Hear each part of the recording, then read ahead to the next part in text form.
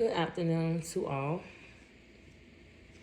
Um, First and foremost, I would like to thank God for another day of life, another day's journey, because I am grateful. Um, I said I wasn't going to tell my story, as you all may know, some of you know, that I'm working on completing a book to tell my story of the storm I've been through the last couple of years. I finally got through the storm. Thank God. The storm is over. I'm happy. My kids are happier than ever. We're all at peace. No more fighting. No more abuse. No more betrayal. We're at peace now. So I come before you today because I've been getting a lot of inquiries, a lot of phone calls. I've been getting a lot of messages via text, Facebook, and in-person visits also to people that's just been wanting to hear a snippet of my story. Of course, they've heard, this and that. But of course, if it's not from the horse's mouth, please don't believe it. So I'm here today because it was laid upon my heart to finally come out and tell at least some of my story. The story is so long, you guys, so prepare for a long video. And with that long video, that still wouldn't be the whole story. It's just a part of the story. When people ask me, how did I get through it? My reply has always been, God did it. Oh, and excuse my voice. My allergies are trying to get the best of me. So I'm a little hoarse. But back to what I was saying. When they asked me, how did I get through the storm? I said, God got me and my kids through. And that's who did it. Without him, we couldn't have made it. We wouldn't have made it. Without him first. Of course, my family. Wow. No words. I mean, there's no words to express how they stepped up and supported my kids and I through all of this. My support, my friends, co-workers, the love is unimaginable. So many people have been reaching out to me and my kids. The prayers, please keep them coming. The prayers have changed a lot. The prayers have been answered. God has been listening to the sincere prayers. The helping hands that people have lended out. The helping hands that people had spared. Thank you all so much. Like I said, it's unimaginable. All the support and love that we have been getting going through these last 8 months of this storm. But once again, the storm is over. So, back to what I was saying. It was laid upon my heart. I felt like I was being selfish.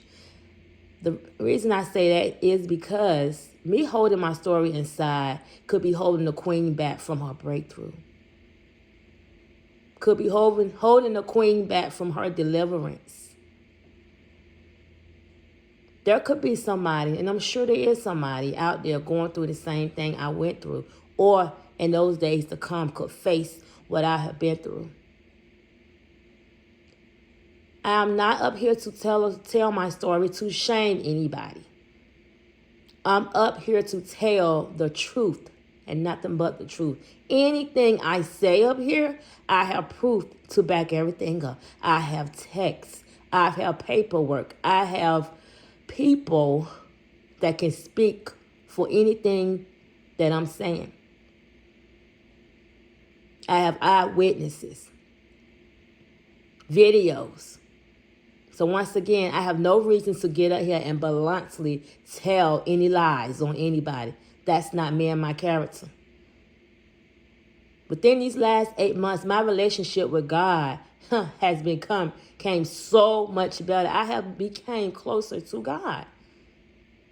So at this point in my life, God is going to hold me for anything that comes out of my mouth during this video. Any actions taken, God is going to hold me accountable for them. So please believe anything I say here, I have proof for it. And also, I will try my best to speak as God will want me to speak. But please know, I'm still a work in progress. God is not done with me yet. I'm not perfect, but God knows my heart. And God knows I'm a trying person. So let's get into it. First of all, mental illness is real. Mental illness is real. I thank God daily for giving me a good mental state of mind, people. Something you feel like may be simple is a big deal nowadays. My mental state of mind matters to me, even now more than ever. Because one, my kids depend on my mental state of mind, how I react to them, how I raise them, what I teach them, what I portray to them, being a role model, what examples I set for them. It relies on my mental state of mind.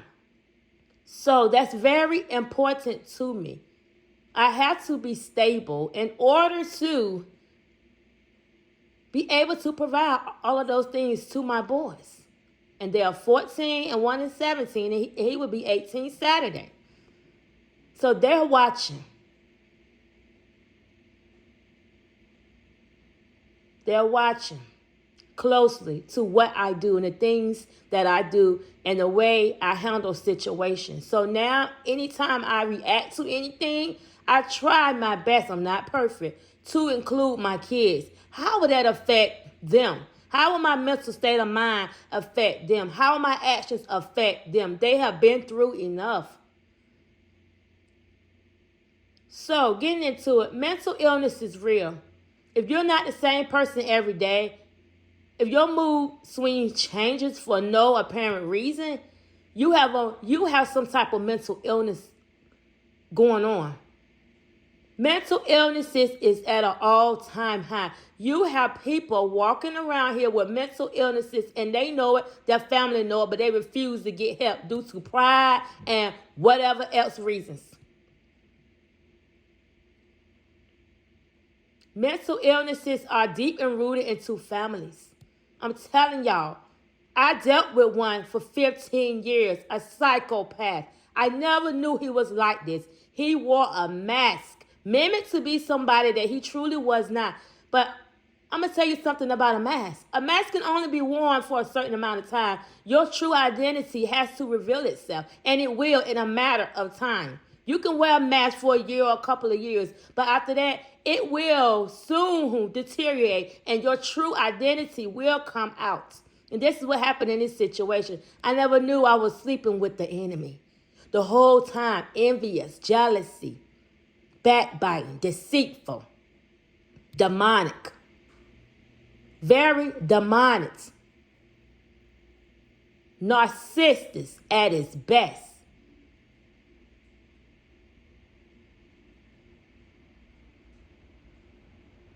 And even to have your dad, your 75-year-old dad, to come into this mess. He came into this mess willingly to help you terrorize my kids and I.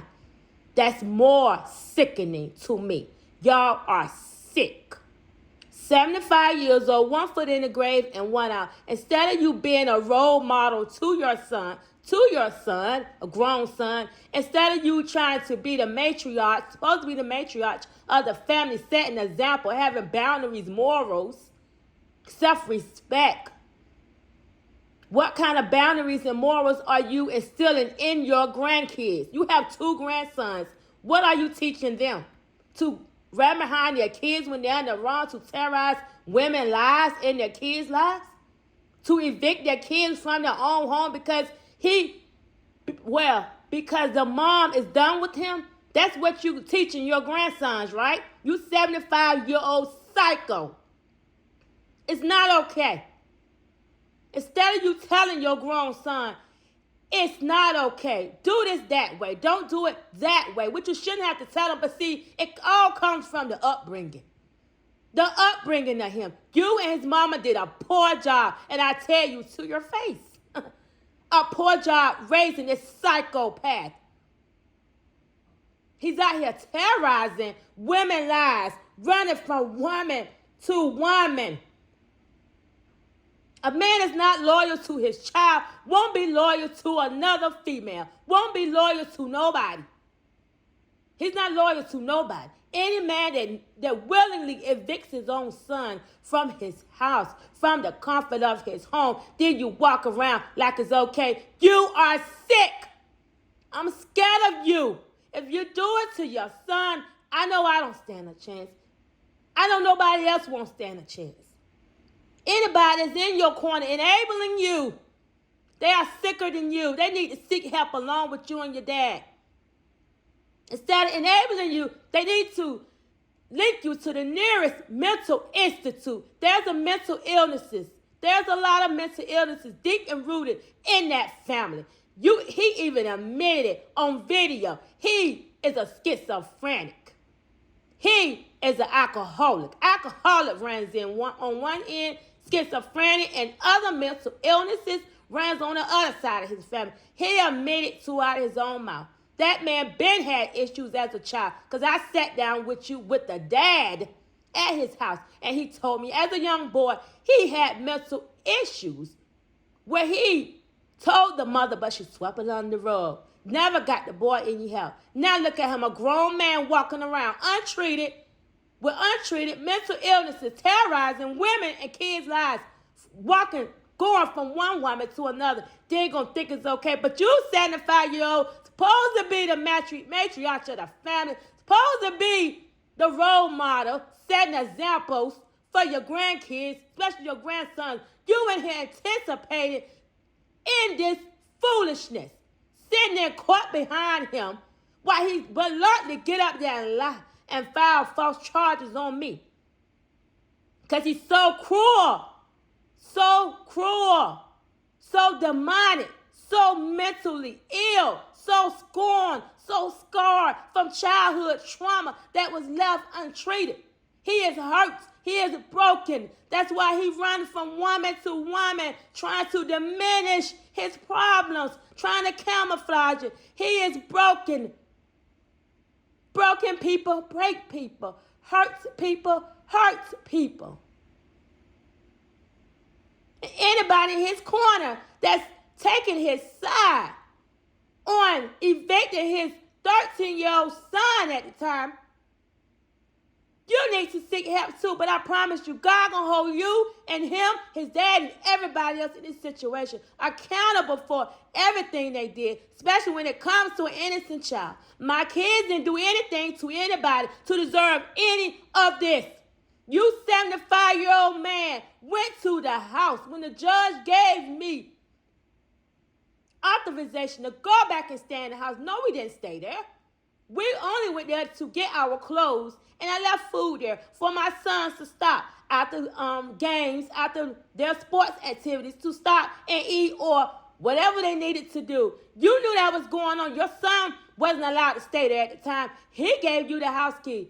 I caught you on my phone, have a picture of you, 75-year-old, supposed to be a granddaddy, at the house, went in there and disposed all of my kids' food, threw their food in the trash can. How cruel is that?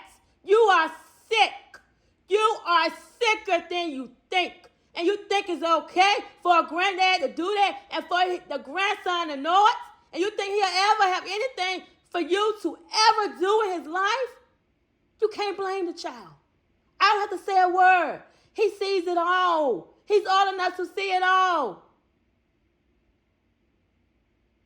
And that's not all y'all did. I was going there to get the mail, my kids' health insurance records and things in the mailbox until they physically changed my address. I was going just to get the mail. Y'all saw me on that little camera getting the mail. You and your son went there and took up the whole mailbox. So I couldn't get my kids' mail. How cruel is that? Sick. Mentally illness is real, people. It's real, ladies. I'm telling you, when you see the red flags, get you an exit plan and leave. I mentally shut down. Then I physically shut down. I made me me an exit plan to leave him. That's why he couldn't take it. I was tired. I was emotionally scorned. I was angry. I became the abuser at some point. I started retaliating with anger in me.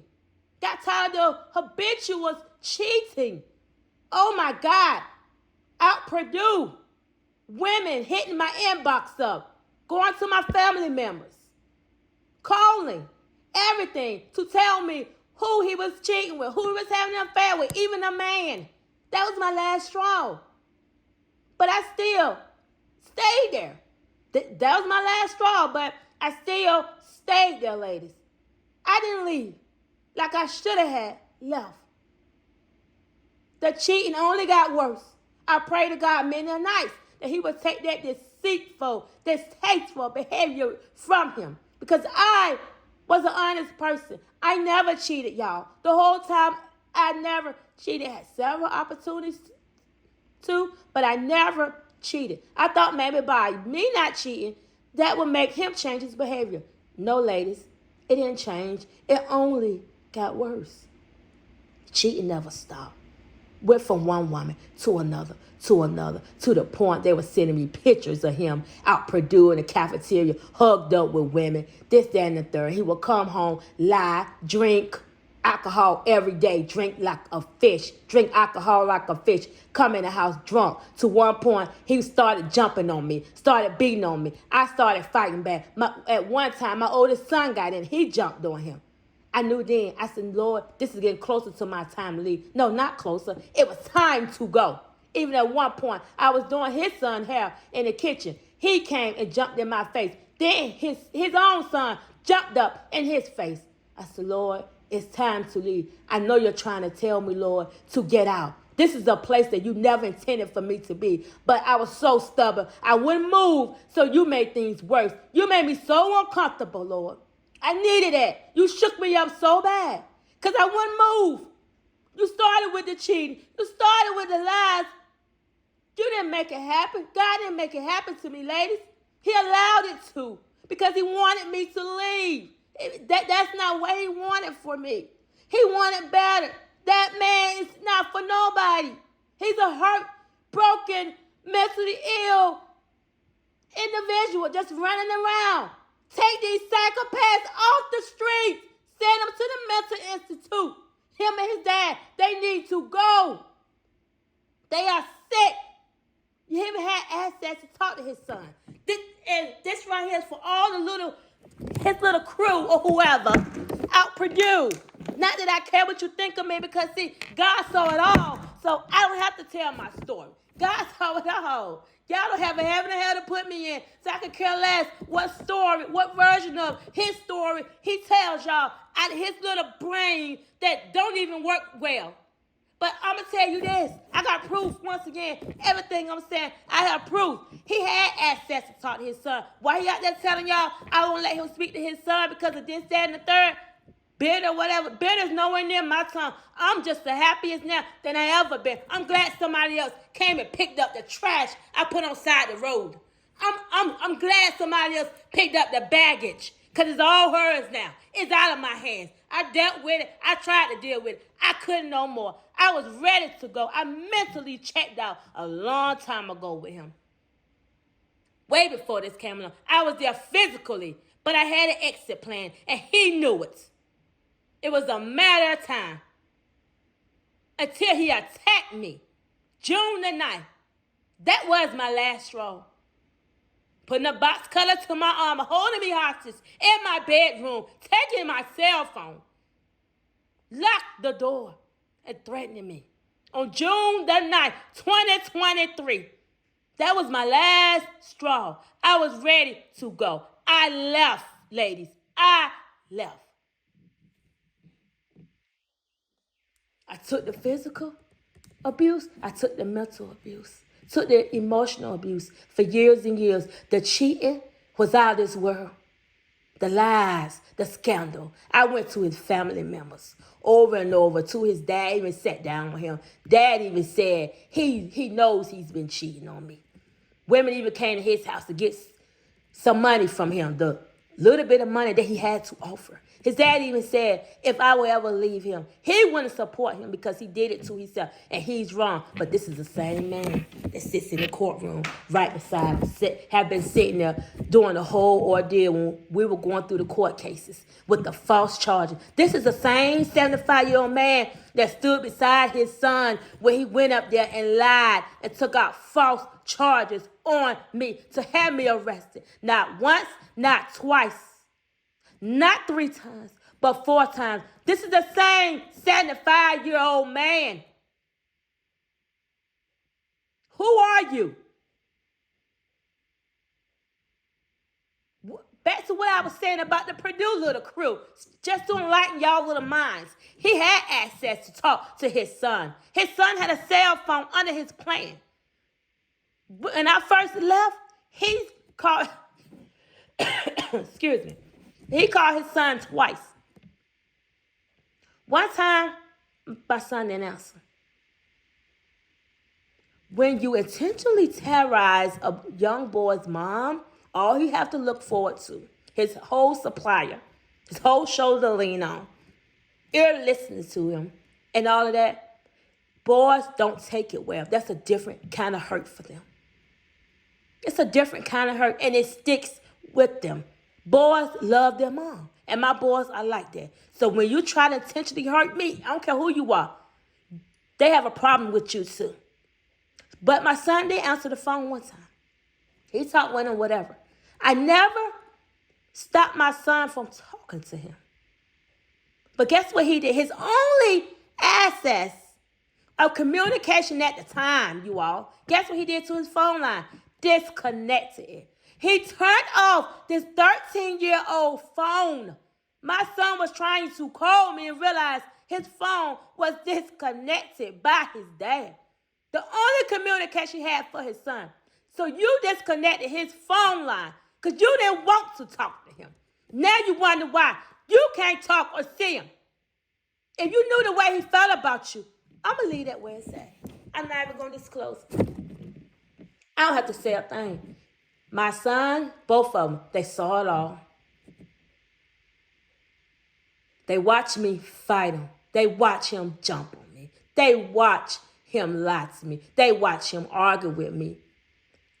They knew about the cheating from hearing me arguing about it. My kids were depressed. The grades were failing. They were depressed. And I felt I was failing as a mom while I was there. I knew right then, I prayed to God, get me and my kids out. This is not for me.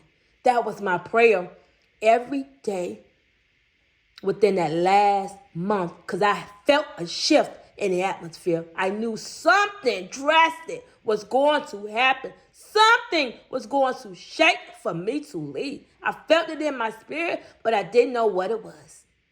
I didn't know what was in store for me. But that last month there, every morning I said, Lord, this is not for me. It's not for me or my kids. Please take us out of this toxic environment. Take me away from this hurt. Take us away from this betrayal. Take us away from this mentally scorned monster. Take us away. He did. But see, what he had to do first was shake me up a little bit. Because, ladies, I kept staying there. I kept ignoring the red flags. He kept showing me little by little, Shaniqua, it's time to go. Go head on. Leave. Go head on. While you got the chance, go this. You don't have to have a plan B. Your plan B is faith. Step out on faith. Everything will work out. My kids and I was evicted from our home. I have no reason to lie. I have all the eviction notice. It's actually 3 of them. Those yellow papers you get from the courthouse. And I also have one on another court document. He went and got us evicted from the home. Even the family members, not all. Thank God, it has been 2 family members that have been there. They actually been there for my kids, especially my youngest from day one. But ever since this ordeal happened, they are the only 2 that have reached out and supported my son. Been right there by him. Contacted to check on him. Contacted me to check on him. They are the only two in that family with a stable mindset, with a mature mindset, with ethical thinking, ethical reasoning. They're the only one that has put their child before a grown psychopath. Do the child even matter? Tell me, what have my son done? Nothing but been a child. But you know what? I get the glory. I get the victory out of thinking that God knows I got my kids. They are happier than ever. Their grades have excelled. They both on the A honor roll.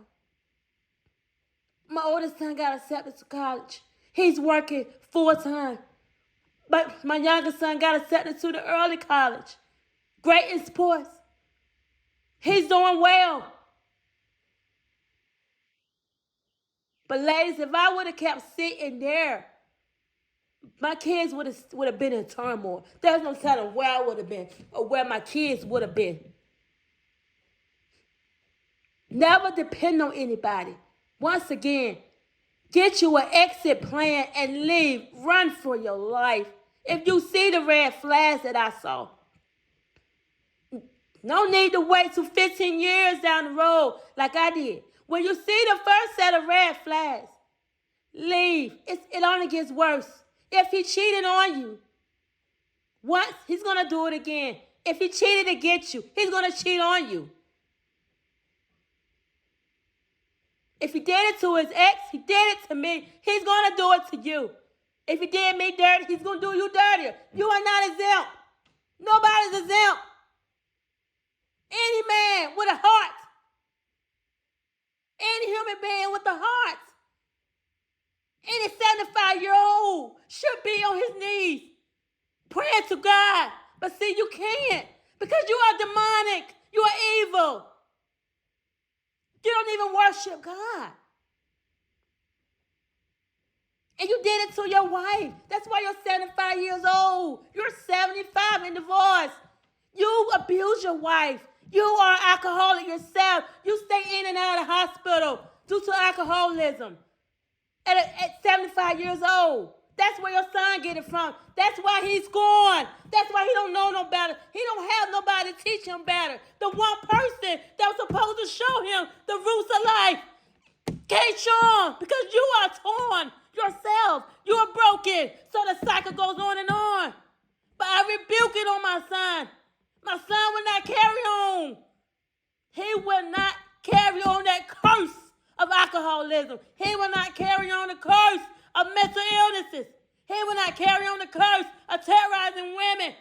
He will not carry on the curse of a bad dad. He will make ethical decisions. His kids will come first. A woman in the butt will come last. A piece of tail will come last. It's going to be there. Neither one of my kids will carry on any type of curse as that. I bind that demon up in my son right now. It stops with him on my side. It stops with him. He won't carry that on. See, that's what you did. So look at your son. He's repeating a cycle. You 75 and divorced because you abused your wife, his mom. And to her, for her to be into religion, claiming salvation, God holds you accountable too. Have you reached out to your grandson once since this ordeal been going on? No, you haven't. Have you reached out and said he need a drink of water, a ride home from school? No, you have not. But you claiming salvation. You think God pleased with that? You had a way to contact him, but you have not. But you claiming salvation. God gonna hold you at a different standard because you claiming him. He don't play about that. Don't come to my house passing me out no books because I'm telling you, it ain't gonna be pretty. You can't tell me nothing about Christ. You know that maniac that you birthed. You know he's wrong. You know he's gone. Instead of you telling him he's wrong, you probably enabled him too, but you're going to do it in a corner because, see, you trying to claim salvation. But I'm looking at your actions. Have you reached out to your grandson No, you have not. I bet you call your son a grown-tail psychopath. Bet you reached out to him. It's all right. Because God gonna hold you accountable too. So you just wait. You just wait on your day to come. He gonna hold all of them accountable. I'm so powerful that he couldn't stand against me on his own. He had to go get 75-year-old dad, one foot in the grave and one out, to go against me. Then he went and got a cancer patient to get up there and bluntly lie and take out false charges on me. Somebody that never seen me a day in her life. And I never seen her a day in my life. Y'all wanted me down so bad that you went and recruited a cancer patient. This lady fighting cancer, and she's standing out there in front of a judge line. You think God ain't gonna hold you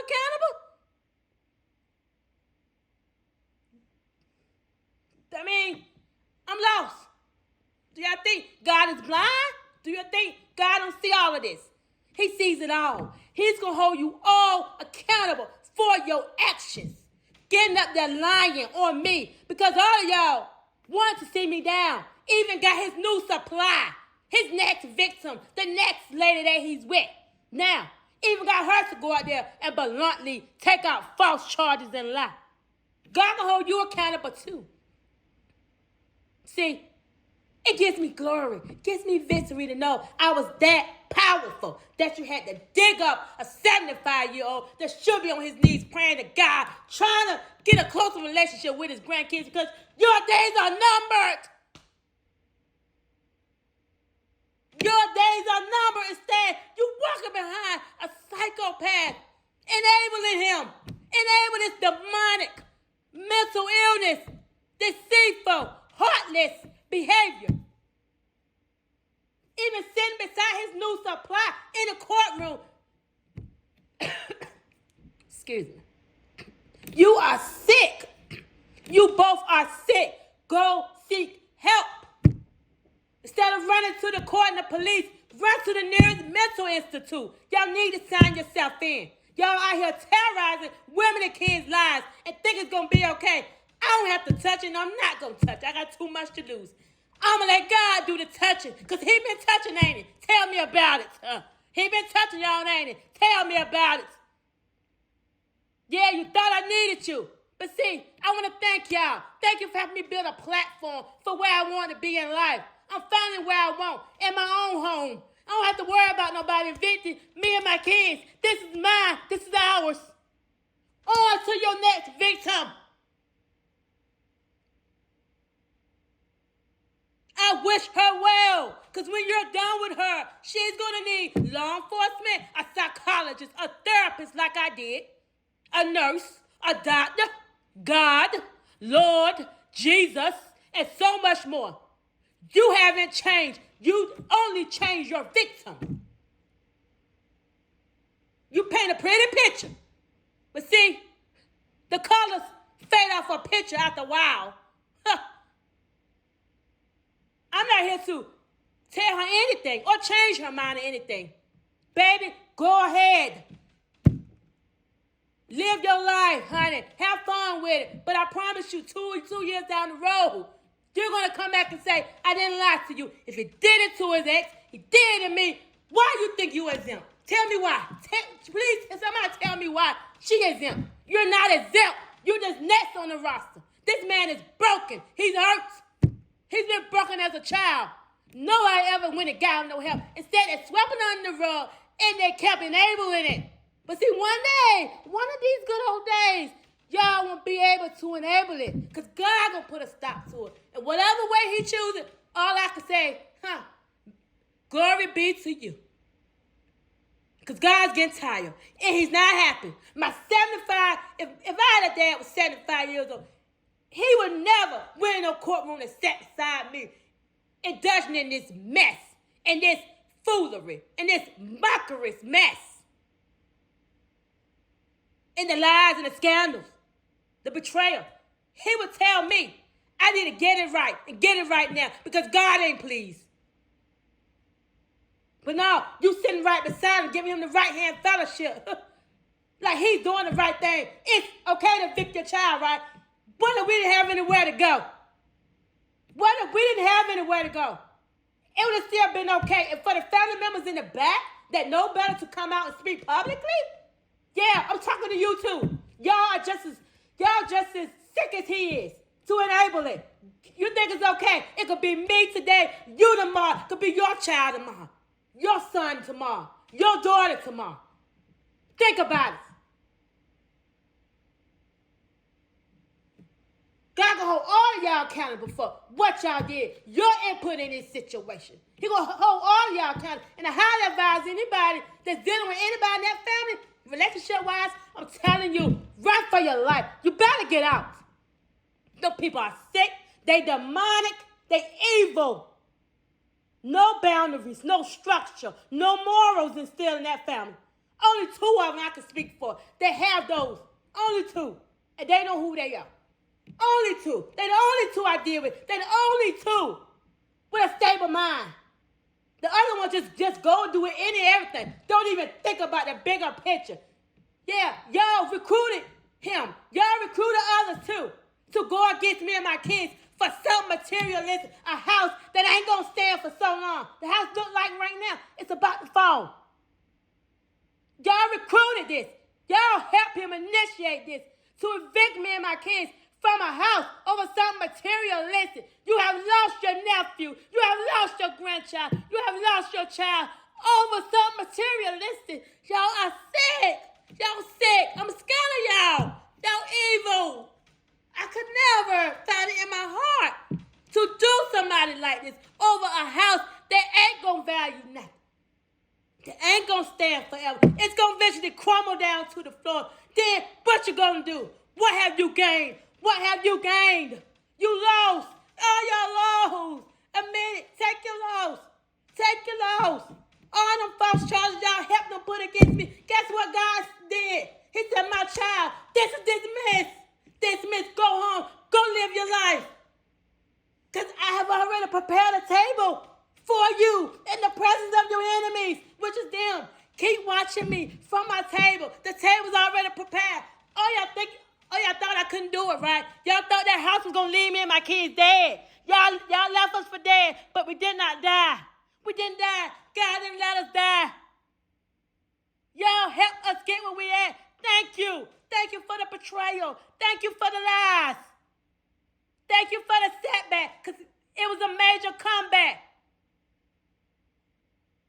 I bossed up. I came up. Without y'all. Don't need y'all. Never did.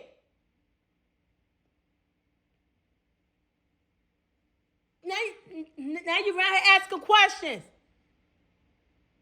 about where I'm at in life, about my house, my cars and this and that. Just know God got me.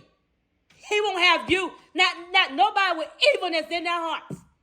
Even I don't wish not the bad on any of y'all. After all the dirt y'all did to me and my kids, I still don't wish nothing bad on y'all. Because see, God is still working on me. He's still working on me. But I'm doing the best I can. He know he's still working on me. Because see, the old me, anyway, yeah, I came a long ways. A long ways. And going to continue to go the right way. Because ever since I let go of my burdens, I've been getting blessed. My feet are lighter than they ever been. My heart is pure. I'm at peace. I'm at peace. Are y'all at peace?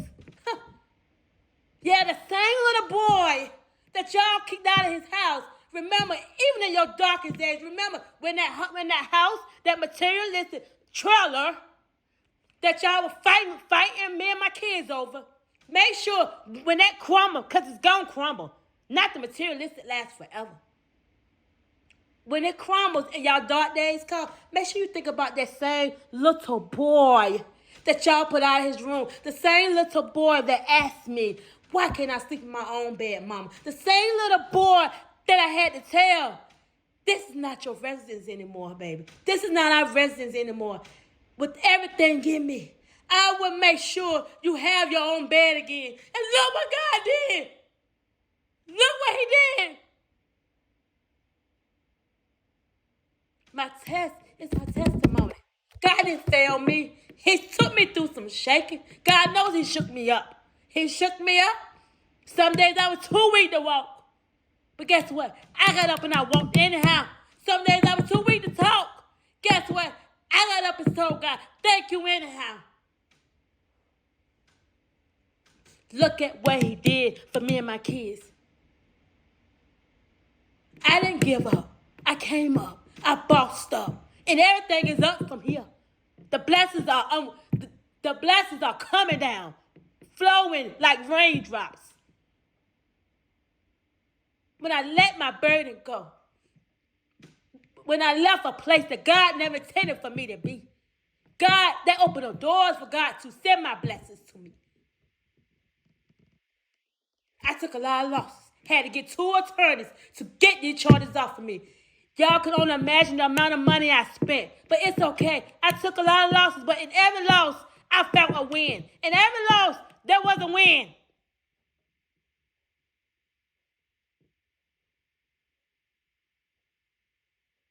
So to you mentally ill psychopaths out there, go run and get some help. Run to the next mental institute. Because, see, that's where you belong. Terrorizing women lives and kids' lives and think it's okay. But see, because you small-minded, you simple-minded, it don't take much for you. And to the young lady, even though you went out there and filed false charges, thought you were doing something. See, but that's what he does. He did to me. I didn't go to court behind nobody, but he recruited me to go against his ass. That's what he did when he abandoned her and her kids, when he was done with them. See, the pattern repeats itself. That's who he is. But see, he gonna get tired of you too. Be right back at Purdue. His name is wore out. His reputation is toe slam up. If you only knew what the people were saying about you, I'm telling you, if you only knew.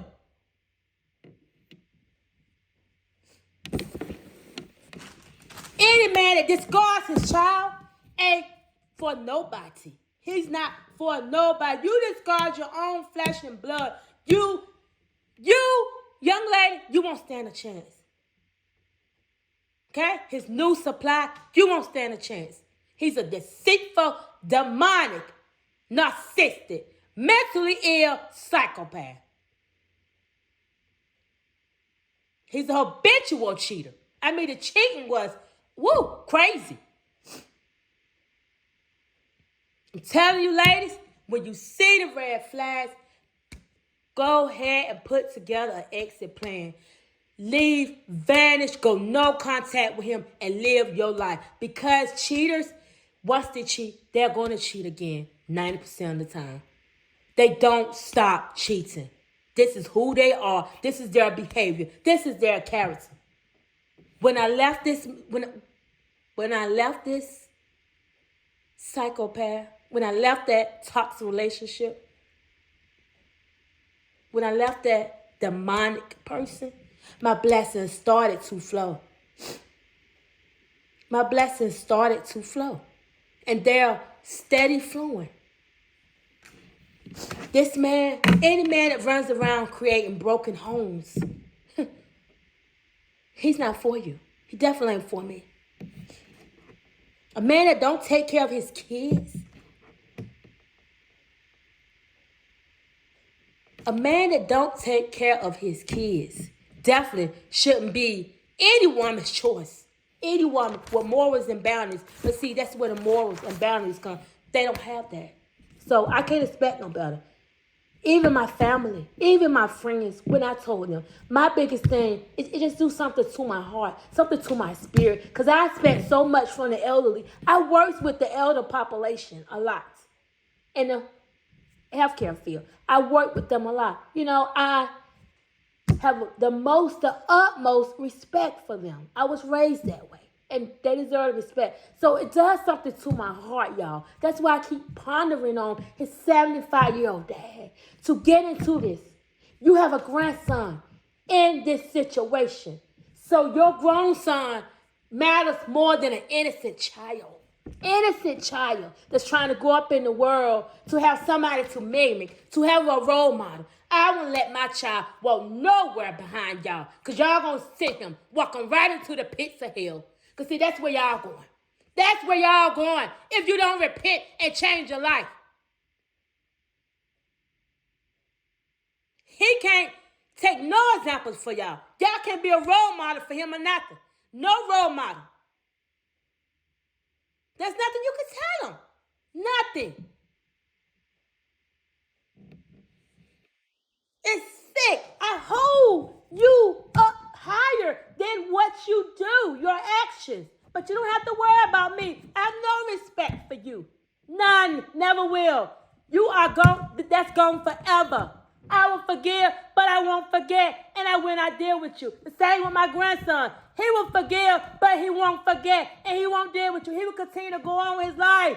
He will never be around y'all. Y'all too demonic. Y'all too mentally ill. Y'all too disturbed in the brain. Y'all too heartless, ruthless to be around my son. I don't want him to obtain that behavior. So you don't have to worry about him. Don't have to worry about it. Legal documentation if you want to get some legal advice or get legal actions against him. I advise you to keep your little coins because you might need it. Because my son has mentally checked out with y'all long time ago. So even trying to get him legally, it's still pointless. It's pointless if his mental state is not with you. He don't want to be around y'all.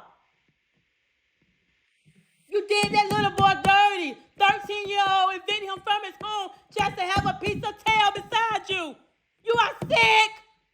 You are sick. Even for your dad, you 75. Supposed to be on your knees, praying to God. Supposed to be trying to obtain a relationship with your grandson and keep it. You walking behind him like he's right. You are sick. That's not normal behavior. It's not normal. Why don't somebody take these two and take them to the nearest mental institute? They walking around here like loose cannons. The dad and the son and the other people that they recruited. Because if I'm sick with cancer, could be on my dying bed and God spared me, I'll be, every moment I get, I'll be thanking God. I would never go nowhere to try to destroy somebody when God brought me through cancer. You are sick too. Join him. And you sitting up here with a criminal record longer than my trailer. You getting into it. Well, see, that's what you used to the court system. You used to sitting in the court. That's what you like to do. That's what you grew up on doing. I don't have a criminal record. I'm not a criminal. I'm a very well-educated person. Very well. Love nice things. Have morals, boundaries, and standards. I just got caught up with the wrong maniac. But never again. I've learned so many lessons from that. I promise you, it won't happen again. It's your turn now. Since you think you're exempt, 2 years from now, come back and tell me, were you exempt? Just because everything is peaches and cream now, that's what he did to me. That's what he did to his ex. That's what he did to the other ones. Everything gonna be peaches and cream at first. But when he get tired of you, you're gonna be in my seat. I was in somebody else's seat. It's your turn now. I'm not here to change your mind. I'm not here to embed anything in you. All I say to you, call on Jesus, because you're going to need him in the middle of the night, in the middle of the day, early in the morning. You're going to need Jesus.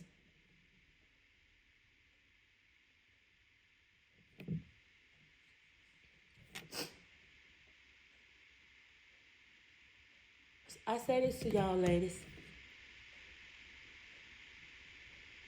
You can get through anything. Nobody knows what I went through behind closed doors. I fought. I was depressed. I lost so much weight. I painted a pretty picture in public. But trust me, I was tore up inside. Ladies, you don't have to paint a pretty picture. People are who they seem to be. Things are what they are. As I've been saying, plan your exit plan and leave. You don't have to have a plan B all the time. Your plan B is faith. You walk out on faith. I promise you, God's going to do the rest. He's not going to leave you hanging.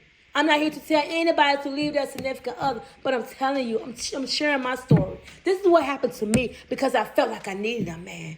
I felt like I loved him. I felt like it would get better. I felt like the cheating would stop. I felt like the alcoholism would stop. I felt like the physical abuse would stop. I felt like the habitual lying would stop.